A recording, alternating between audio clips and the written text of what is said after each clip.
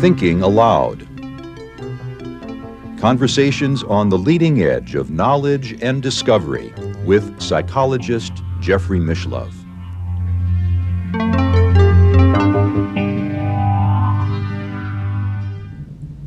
Hello and welcome. I'm Jeffrey Mishlove. Today we're going to look at the influence of the ancient Greek civilization on our lives. With me is Elaine Dundon, who is the co-author with Alex Patakos of The Opa Way. She is also author of the business bestseller, The Seeds of Innovation, and is co-founder of the Global Meaning Institute. Elaine was also a faculty member at the University of Toronto, specializing in innovation management. Welcome, Elaine. Thank you, Jeffrey. It's a pleasure to be with you. It's wonderful to be here. You know, most people may not realize, people in the English-speaking world, that about a third of the words we speak have Greek origins. That's one of the things we just don't learn that in school. So there's definitely a lot of the root words come from the Greek. Mm-hmm. And along, of course, with the words is so much of our culture is derived from the ancient Greeks, who at one time ruled or influenced most of the civilized world. They taught us so much. They taught us to know thyself. They taught us a lot about our food and our lifestyles and that sort of thing. And I think we've lost so much of that now that we just don't really know that there's that connection. Mm-hmm. Greece, of course, gave birth to the field of philosophy, which is one of the major impetuses behind this program, Thinking Aloud. Philosophy itself is a Greek word, or derived from a Greek word. Definitely. It's two parts, philo, meaning love, and sophia, meaning wisdom. So philosophy is really the love of wisdom. So really, I think everybody in the world could call themselves a philosopher. Mm-hmm. It, like so many other fields, is an ology. The study of philosophy is the love of. And I often wonder if academic philosophers today have sort of lost sight of the meaning of their discipline. Sometimes I think in some parts I would agree with you, because I think what's happened with a lot of the philosophy courses, be it at a high school or at a university level or even a graduate level, they are a little bit, I'd say, very academic and also not very practical in really taking so much of this great wisdom and saying, how can I apply it to my everyday life? I've heard it put this way, that modern philosophy has become more concerned about the meaning of meaning and less concerned about the meaning of life. Definitely. I totally agree with you. Mm-hmm. Well, you, as a co-founder of the Global Meaning Institute, work all over the world, and your work focuses on helping people get in touch with the meaning of life. Definitely, the meaning of life. And there's so many definitions of meaning. And to me, the word meaning means what matters to us. Do we really know what's significant and what matters to us? But on a deeper philosophical level, it's what resonates with us and what resonates with our spirit and what's really connecting to us. And so there's a lot of things that we can ask ourselves to really understand what that means. Well, a lot of people probably listen to a program like this or other programs or other lectures, and it's just all words, blah, blah, blah.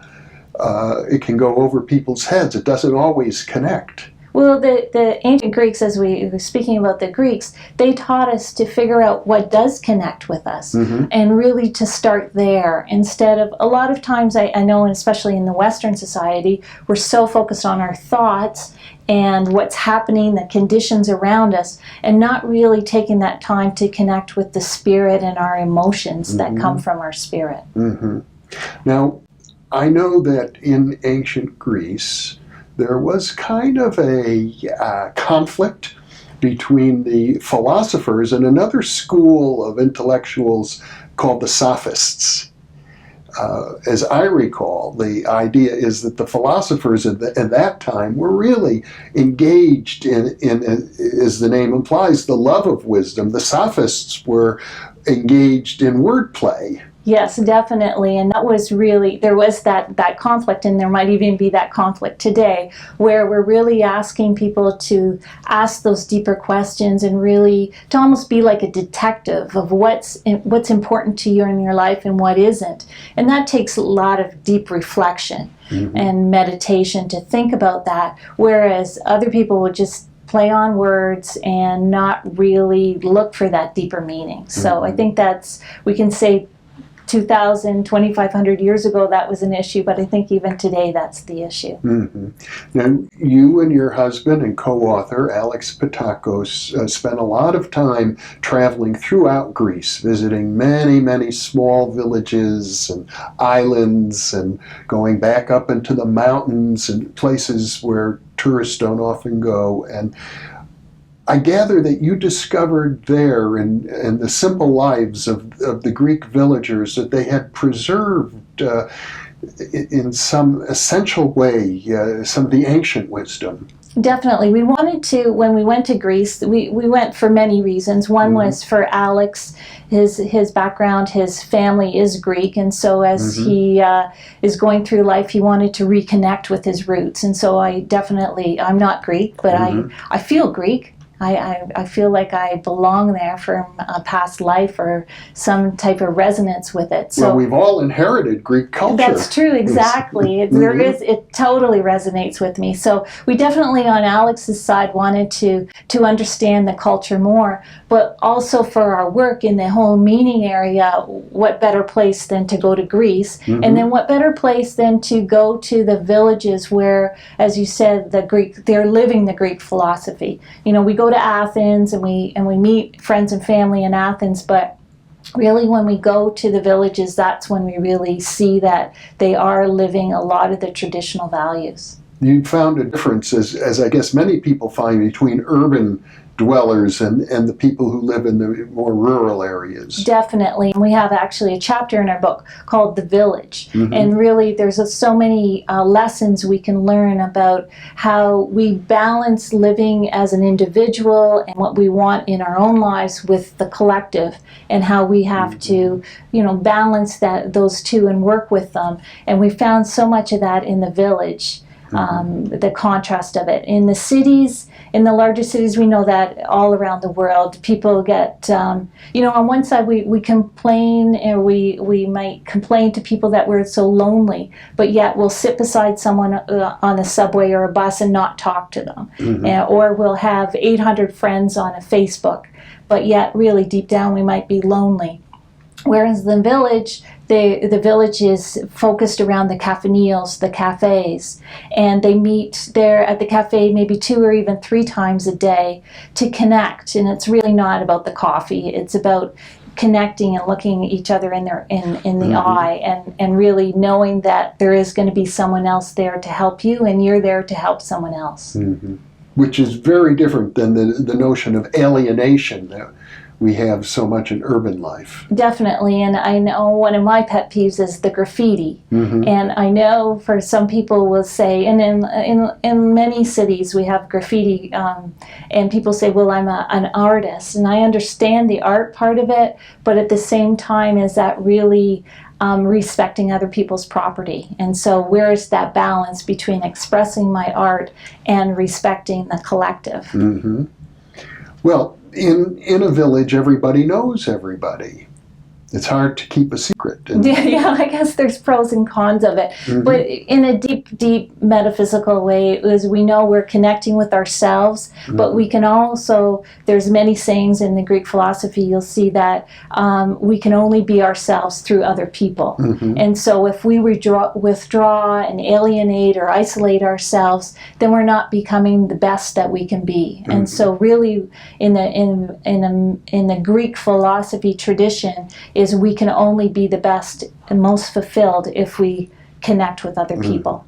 Now, you often refer in your book to the great novel and movie Zorba the Greek as a story that epitomizes some important lessons that at least many Greek people seem to have understood. Yes, and Zorba the Greek obviously is a classic movie, and many of the lessons in Zorba, well, one of the key one is the fellows build this big contraption up the hill to bring the logs, the logging, the timber down the hill, with great effort. With great effort and a lot of enthusiasm, and they test it out, and it all falls apart. Right. And that's an analogy of life. Many times we expect things to go one way and they don't. We have to course correct and go another way. But they really taught us that you have to embrace all of life, not just expect things to go perfectly. And so a lot of the lessons we learned from Zorba, what we also learned from the villages, is you have to embrace all of life, the fullness of life. It's not just about when things are going great and you're happy. It's also a lot of times when things don't go your way, those are the rich times. Well, throughout history, the Greek people have certainly suffered in many, many different ways. Their culture has gone through many transitions. They're no longer polytheists. They've been conquered over and over again by Persians and Turks and Germans, and I don't know how many nations have invaded Greece at one time or another, and yet they seem to have this quality of not just enduring, but doing it with a certain panache. Yes, they definitely do, and there's a famous saying in Greece is, "I'd rather die on my feet than live on my knees." And that really sums up, I think, their spirit and their resilience. There's the Greek word elastikos, is obviously we get the American or the English word elastic, but that's they can come back and they're resilient and they can come back even stronger. One of the concepts that seems central to almost all Greek philosophy is the notion of character. Definitely. Character is our destiny. And they felt that a lot of times it's not what you do in life as far as your job and your career, it's how you do it and what comes from inside. And so that we should focus first on virtues or excellences such as courage and etc. And so to be strong with those, to look at what our behavior is over time, and so that those become our habits and the habits become our character. Greek philosophy is really quite amazing in the sense that over a period of, I don't know, maybe less than 500 years, it transformed a culture that once was, I suppose you might even say, enslaved by their vision of the gods, that they were the puppets of the gods, and that destiny was totally in the hands of the whims of these very capricious gods of Greek mythology, to the notion that we shape our own destiny by the character that we build. Definitely. There was that big transition from looking at the gods and being afraid of the gods and having all the festivals to continue to appease the gods, to all of a sudden starting to ask questions and wondering if there's something else in life, that maybe there is some understanding we can have about the world around us, but then also the character and the understanding of man is to understand what motivates man and what inspires man, and starting to take more of the control, and really all the way to the belief that we are personally responsible for our lives. So whatever's happening in the conditions around us, our decisions, our habits, our character is what determines what type of life we're going to have. And all that came from the Greeks.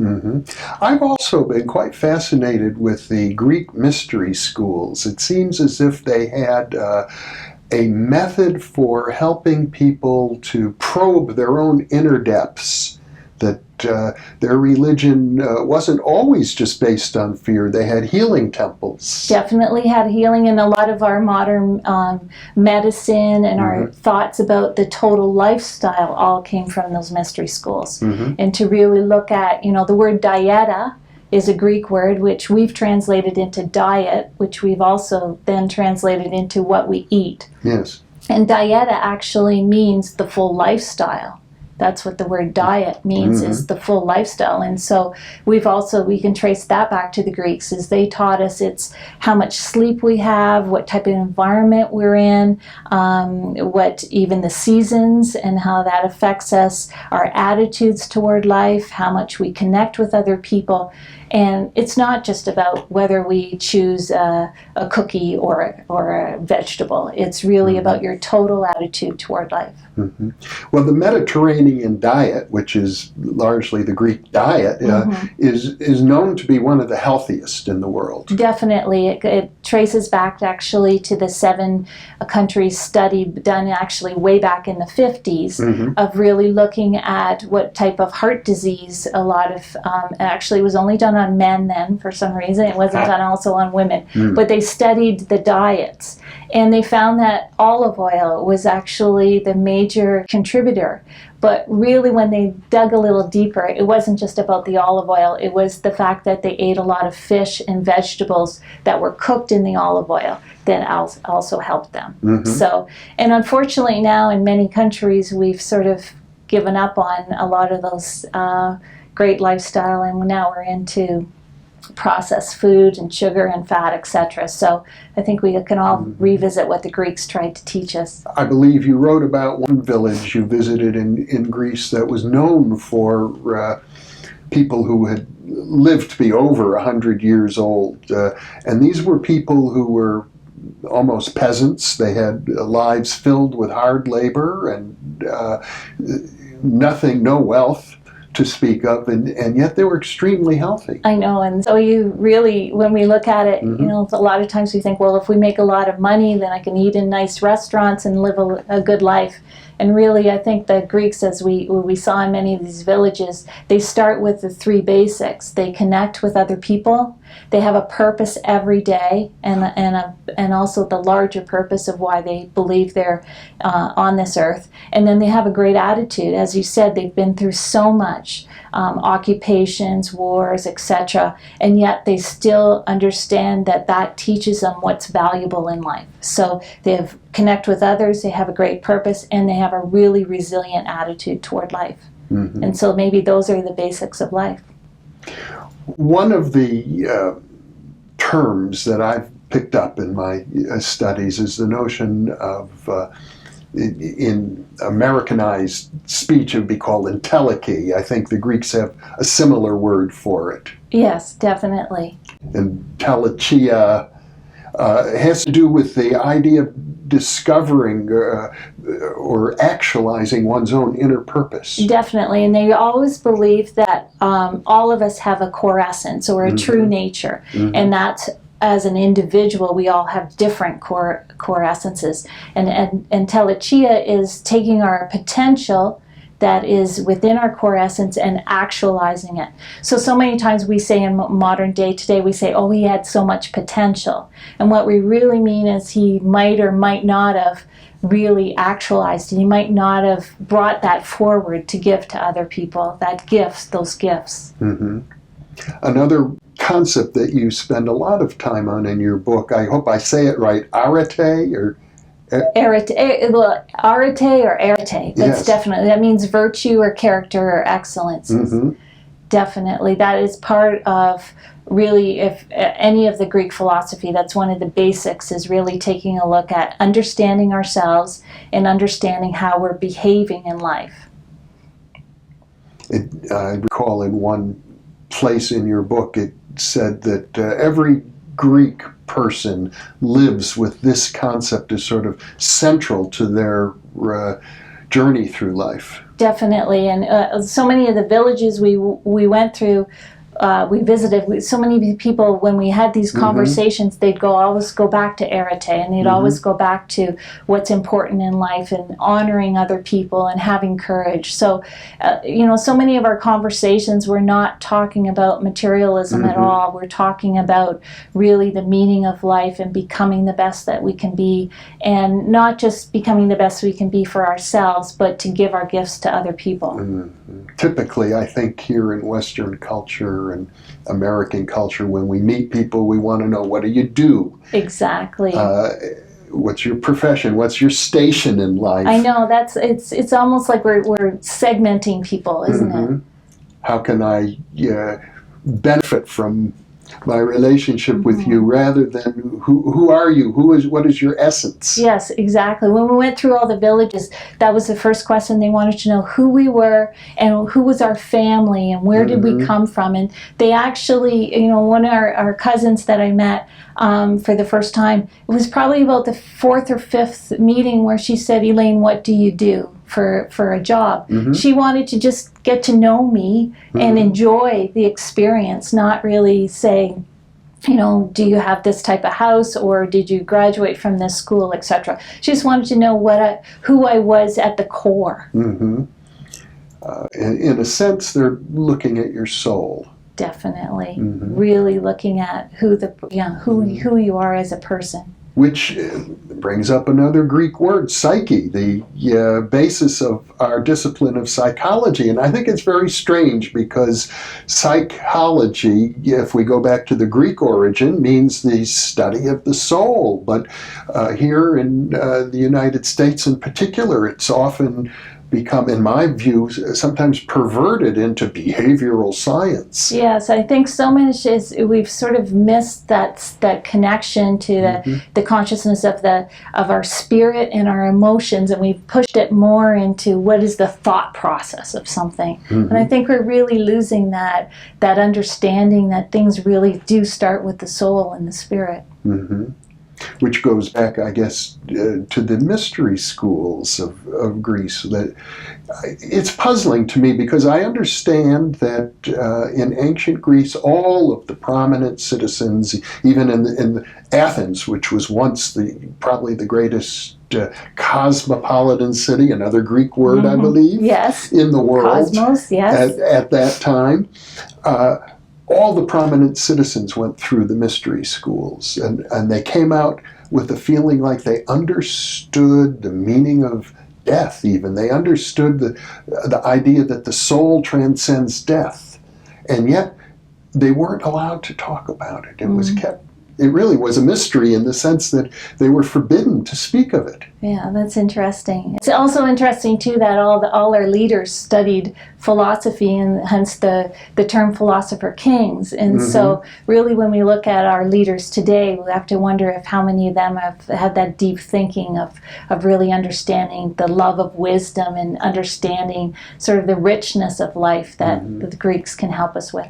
And I know in the ancient world there were occasional philosopher kings, authentic philosophers who were royal people, but there were also tyrants back in those days. I mean, from the very earliest days, the philosophers had to deal with the tyrannical rulers. I think the first philosopher, Pythagoras, if I recall correctly, was imprisoned for a while. Many philosophers were imprisoned. And followed up with Socrates, definitely. And they charged him with corrupting the youth. And really what he was asking people to stop and ask some questions. And a lot of the leaders at that time did not want anyone to challenge them.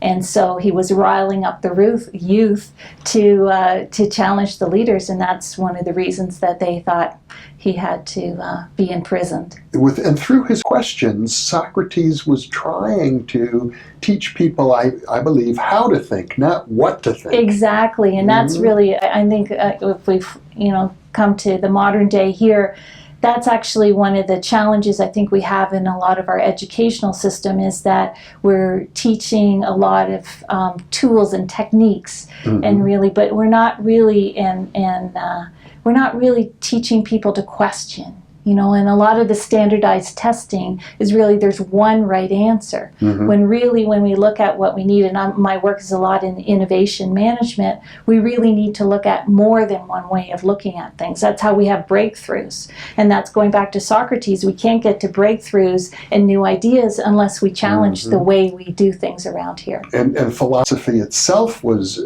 a new idea at one time in ancient Greece, saying, we don't have to think about the gods and in the way we always have for probably thousands of years. Definitely, and that's why we all can be philosophers today by questioning, is this really the best way to do things? And as Socrates taught us in the Socratic method, is to really say, even if you think that statement is true, is there a time when it's not true? If there's a time when that statement isn't true, therefore the original statement can't be true. So it's a little bit of a wordplay, but it's really in essence looking for maybe the holes in our thinking and saying there might be a better way to look at things. Well, there's so many things that the Greeks have taught us, and I suppose are still teaching us, even as we see many troubles in that part of the world these days. We can look and watch and see how they endure. Definitely, and I think it's really not just Greece. There's other places in the world who may have incurred a bit too much debt, maybe spent a little too much money, maybe not understood maybe what the priorities in our lives need to be in the society. And so, yes, maybe the Greeks once again are teaching us how to deal with these types of situations. And we never know that we might be next. Well, I don't know. Who knows? Elaine Dundon, it's been a pleasure being with you and sharing your exposure and your experience to this wonderful, fascinating, ancient culture. Thank you, Jeffrey. Of Greece. Thank you so much for being with me. I hope to learn more about your work in innovation as well. Great, thank you. Thank you, and thank you for being with us.